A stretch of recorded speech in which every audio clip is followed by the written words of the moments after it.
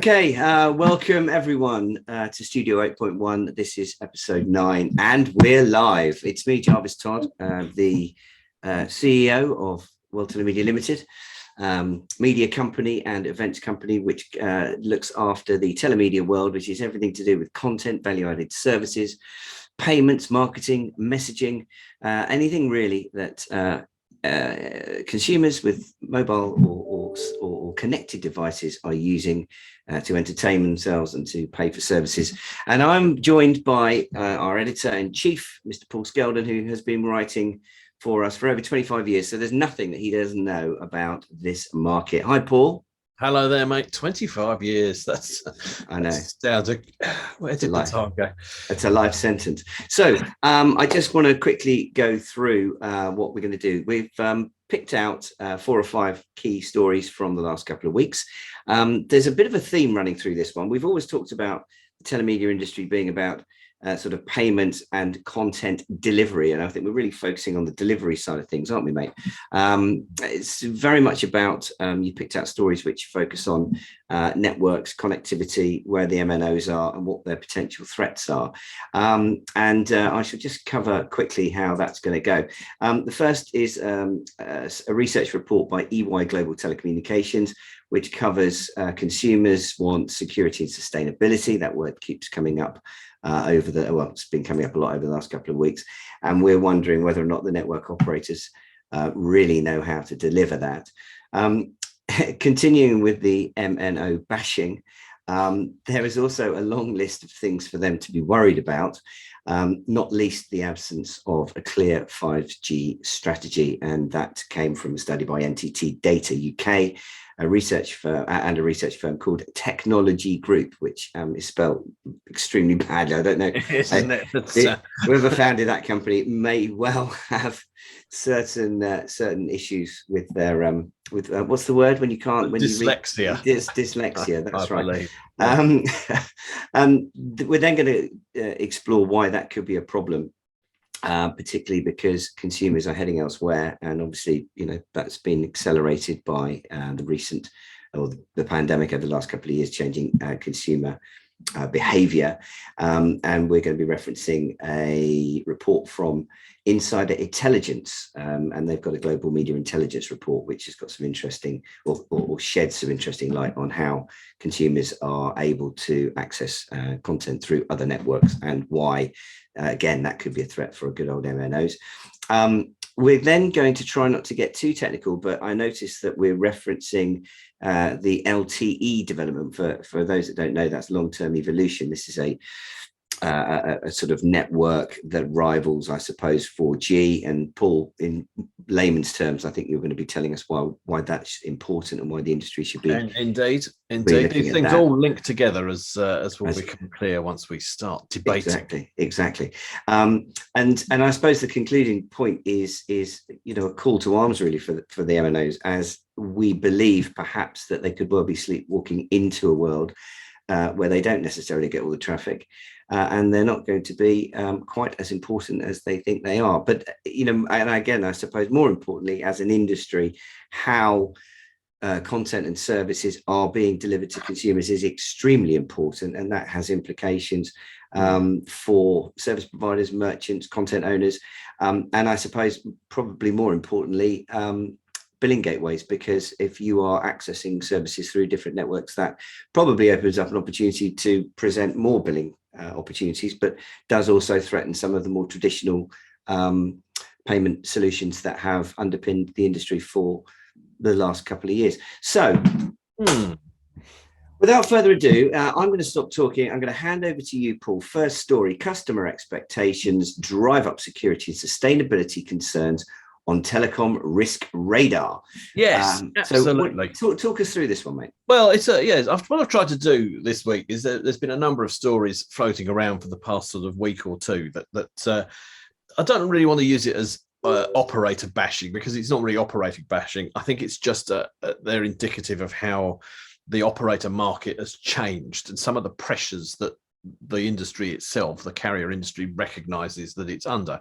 Now, the first of these is an annual study from, I believe EY used to be called Ernst & Young, their telecoms sort of department, looking at the top 10 risks in telecommunications. Now, this is sourced from interviewing people within the telecoms industry itself. So this is self sort of recognized problems. And the top 10 list sort of, it's quite sort of sad reading, because it's just the word failure crops up 8 times. Yeah. The word poor once and inability once, which sort of kind of like, it makes for depressing reading. But really, if you sort of look at it the other way around, it's sort of, these are just things that the industry needs to adapt to. Now, I won't go through the whole list. This is the link to the story. This is where this is all sort of dealt with in great detail. Will be up with this when we put the podcast up on the web. And some of the key ones that come out are that the telecoms industry sort of underestimates the imperatives of privacy, security, and trust for consumers, as well as sustainability. Now, the two things are not really connected, but as telemedia shows, sort of a lot of the discussion there is about sort of fraud and cybercrime, and I think it's something that's really very high up on the industry's agenda right now. Equally, it's something very important to consumers, and I think that the telecoms industry recognises this. I think that what comes out of this report is that it doesn't really know how to deal with it, or it finds dealing with it challenging, particularly security, but also the idea of privacy and what constitutes privacy, because I think our generation have one view of privacy, our kids' generation have another. How do they sort of manage that, and how do they sort of build a sort of trusted brand therein? The other concern is, as I say, sustainability. Now, we've touched on this in a previous podcast, and I've written quite a bit of stuff about it lately. Sustainability is very high up most sort of industry sectors' agenda. Telecoms has to sort of address how it can be more sustainable. What's interesting is you kind of don't really think of things like the sort of 3, 4, 5G networks as being kind of polluters, but they are, because obviously they use power, which produces greenhouse emissions. Equally, storage and movement of data is also power hungry, and addressing these things is actually quite important, I think, particularly with the sort of COP26 meeting and the pledges on deforestation and all these sorts of things. I think no one really tackled or brought up anything about the internet, and how the internet itself is really power hungry, particularly all these sort of data warehouses and things.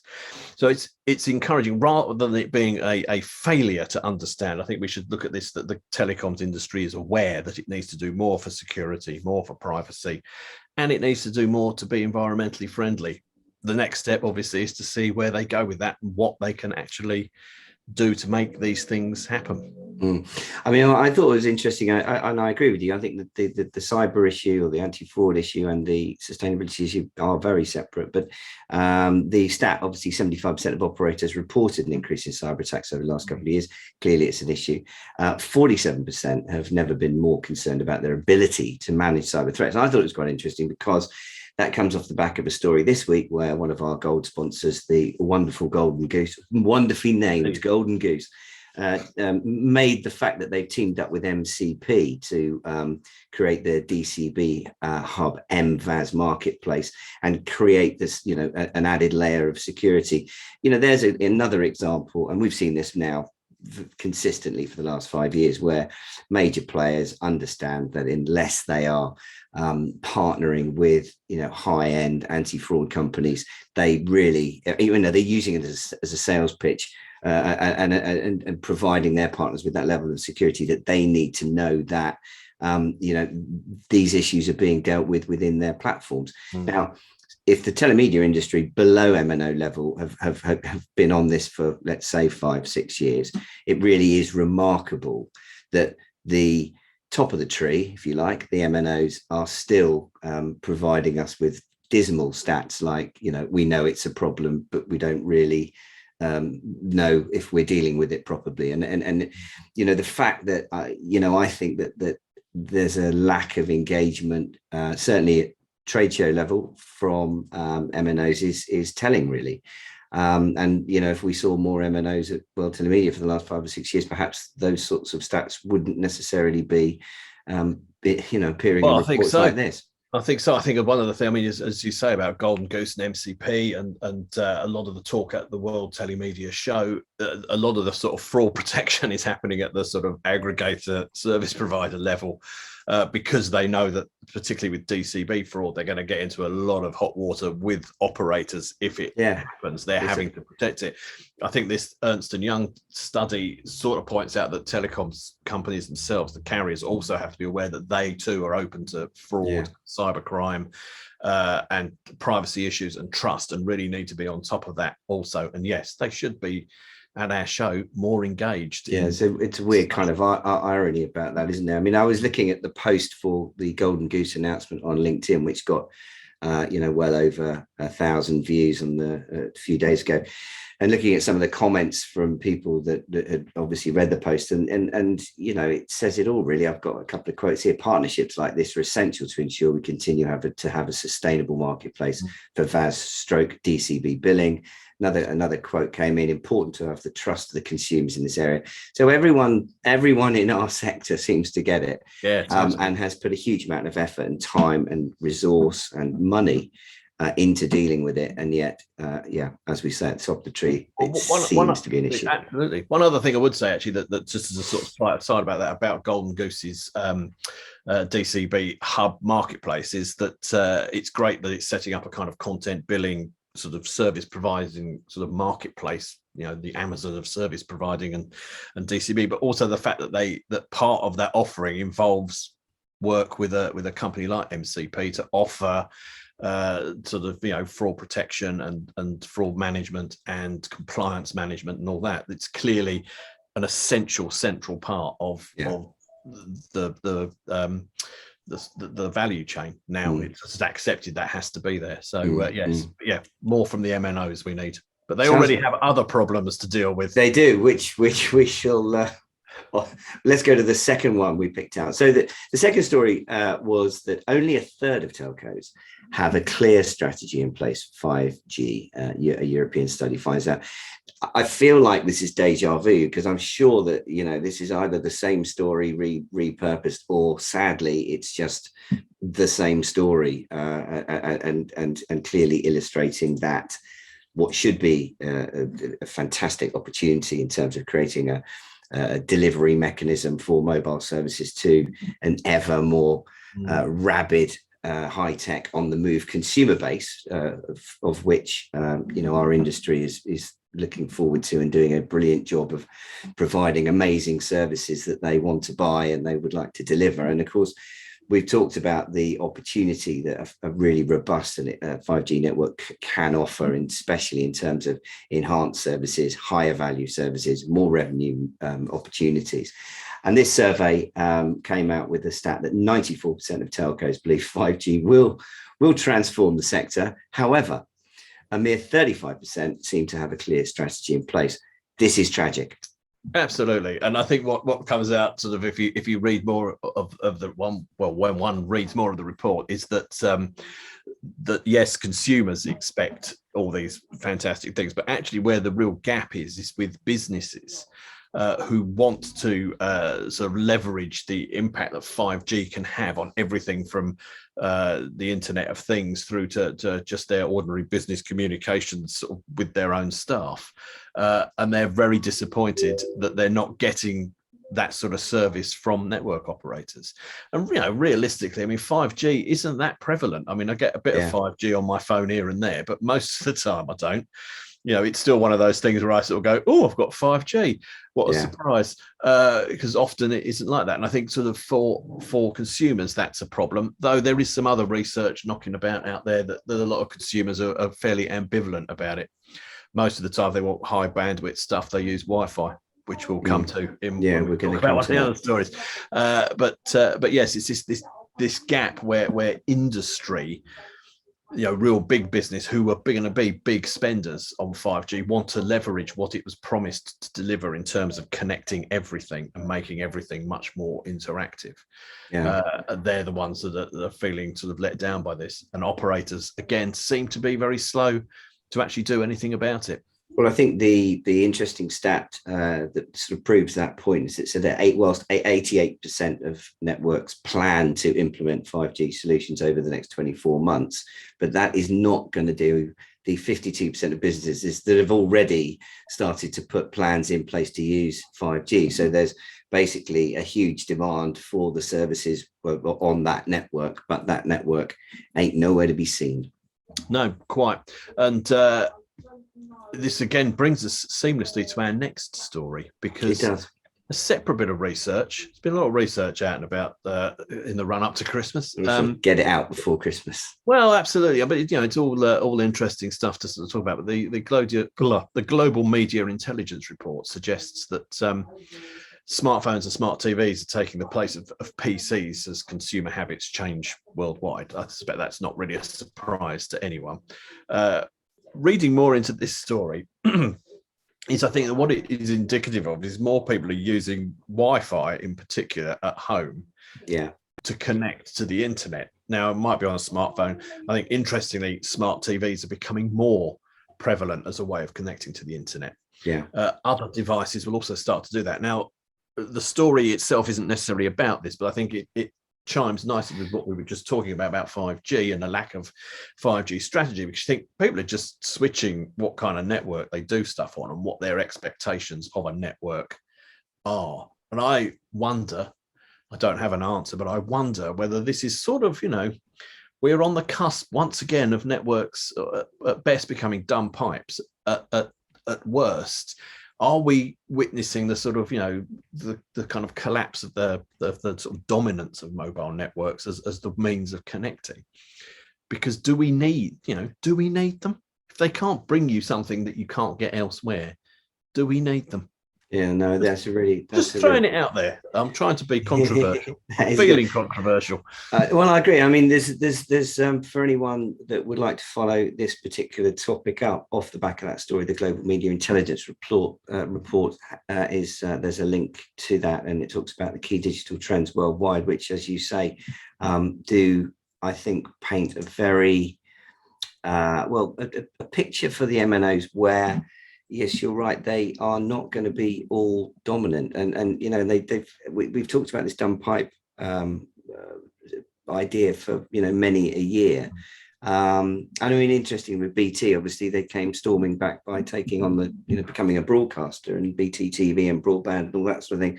So they did find a way, but they did at the same time turn their backs to a certain extent on the opportunities of becoming banks and putting billing as their primary service. And again, I would suggest that there's still an opportunity for them to do that. But I think, as I said, my view is that if this trend and if some of this bad news continues to fall on the doorsteps of the MNOs, they are going to miss the opportunity, and they are going to not only miss the opportunity of being a great delivery network, but they're also going to lose the opportunity of becoming a great billing network. Absolutely. And I think those two threats really have to be something that our industry takes very seriously. I suspect, and knowing that how adaptable the telemedia industry is. If we looked at some of the high-end services that are already being developed through companies like Sam Media, they've already got a lot of this covered. They already know that they can still deliver the services to the consumers on the networks that the consumers happen to be on. It doesn't need to be over a mobile network, and it can just as easily be on Wi-Fi. And there will be, a billing proposition that will work depending on how that customer is connected. But boy, it does scream to us, I think, here that MNOs really need to engage with this. Yeah, I think it throws up two interesting things. One, one of the things MNOs can do is, as you say, get more involved and more pivotal in the billing side of things, hence driving more carrier billing, or our telemedia guys who are very expert in carrier billing, but also other forms of payment, as many of them talked about at the show. It's not just about carrier billing. There's all sorts of other clever ways that they can bring billing to bear.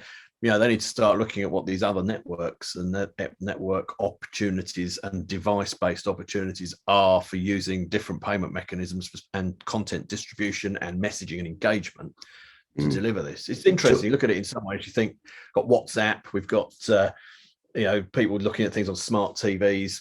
We've got people doing everything over Wi-Fi. A lot of what we talk about these days doesn't actually involve mobile network operators. That's right, and which is a beautiful segue into the next story. So without getting too technical, for those that don't know, and I would probably hold my hands up and say, this is another acronym that kind of has been bandied around for a while. It's, funnily enough, I got introduced to the concept of LTE. For those that don't know, it means, I wrote it down. I keep it long-term evolution. Long-term evolution, which it just doesn't seem like it should. It feels like it should be much more technical than that. This idea of creating sort of networks within networks, and linking up different devices to create secure private networks, I guess, in many ways, or networks that other people can jump onto. It's kind of quite a complicated concept that I think I first heard about it at Mobile World Congress about three, maybe 4 years ago. And a great friend of ours, Carl Gunnell, was championing this and said, this is going to be the future. And, we have touched on it a few times. And it's interesting that now it does. I mean, the next story, which says private LTE market, top trends impelling the industry to share through 2026. This story says the need to have strong connectivity networks has grown by many folds in recent years. People today are living hectic lives and want a robust internet infrastructure to help them complete their official tasks. Since the demand for wireless technologies is gaining widespread momentum, private LTE networks will witness notable expansion in the coming years.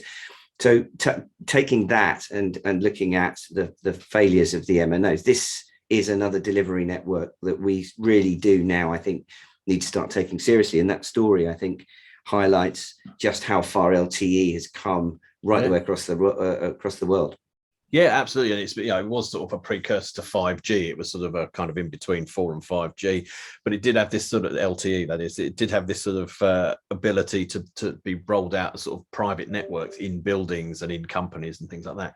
Suddenly, this has become much more exciting, because 52% of companies, as we said in one of our previous stories, are looking for 5G to help revolutionize their business. They're not getting it from the operators, so they're looking at how to build their own.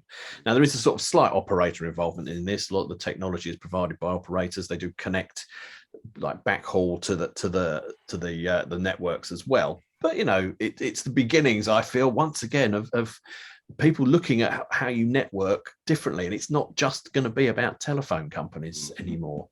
And I think it just fits nicely with this idea that people are using smartphones and different networks to do smart TVs and different networks to do things.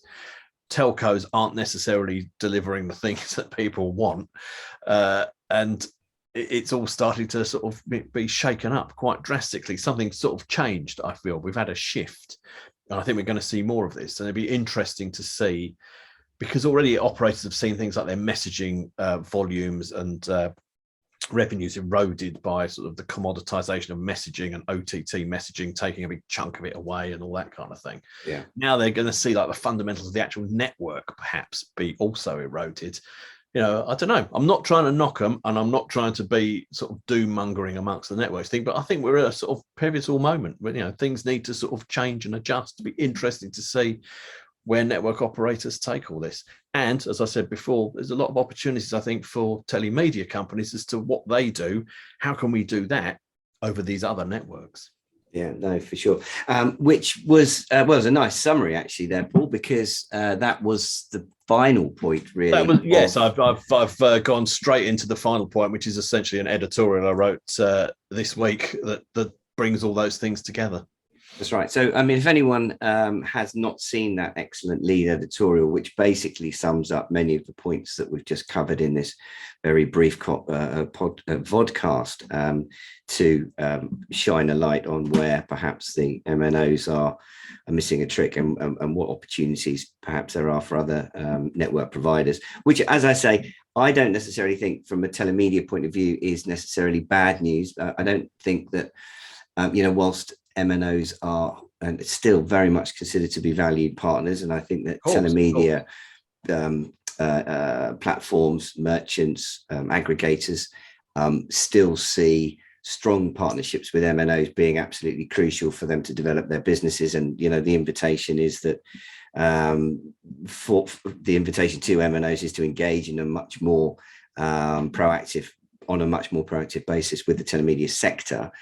And I don't think that will change in the near future, but it has to be considered that should they not choose to do that, or if they are slow in coming forward to help drive the industry forward, other networks and other delivery mechanisms are out there, are available. And there is absolutely no question that any progressive telemedia company that's looking to deliver content or service or billing solutions to on-the-move consumers will be very much aware of the opportunities represented by the LTE market, by other OTT networks, and I suspect that it doesn't represent a threat necessarily to the telemedia industry as such. It certainly will require changes in strategy, changes in technology, but the big threat, I think, ultimately is to the MNOs and what role they play in the future of delivering content and premium value-added services to consumers going forward, which I think is probably the conclusion of this particular podcast. I think so. All of these stories can be accessed on telemediaonline.com, which Paul is rapidly contributing to on a daily basis. You can also sign up to receive our quarterly magazine, Telemedia Magazine. The next issue is coming out in early December. So if you want to get hold of a copy of that, assuming you qualify, we don't just send it to anyone, you know. Oh, no. But we know who really deserves to get it. So I'm sure if you're interested in what we've been talking about, you'll probably be okay. So you can sign up for that. You can also sign up for our excellent newsletter, which comes out twice a month, Telemedia News. So it just, the biggest question of all, I suppose, is how on earth do you manage to fill your time? I mean, how do you have any time for anything else, Paul? I don't. I just live it completely. What I was going to say is that I'd be interested to hear what other people think about some of these issues we've raised today, because I feel we are often at the bleeding edge of trends and where things are, often many years ahead of when they actually happen. I'll be really intrigued to hear what other people think, because it's conjecture on my part at this point. I think I could be wrong, I could be right, to quote John Lydon and the they're great. Well, that lovely musical reference. We're going to say so. Yeah, well, I would say on the keep an eye out for the link to this podcast on LinkedIn and add your comments and thoughts to that as well. And this, as you rightly say, any and all feedback would be really good. Okay, mate. Well, I'm going to, the next time I see you, I shall be back from an industry golf trip, and then I'm going to have a little week off. So I've got a couple of weeks to just kick back and think about other things. So until next time, I'll man the phone. I'll man the phones. Keep an eye on the phones. I'll man the phones and make sure the fish are fed. Absolutely, will do. You can leave it in my capable hands. Goodbye, everyone. I'm going on holiday.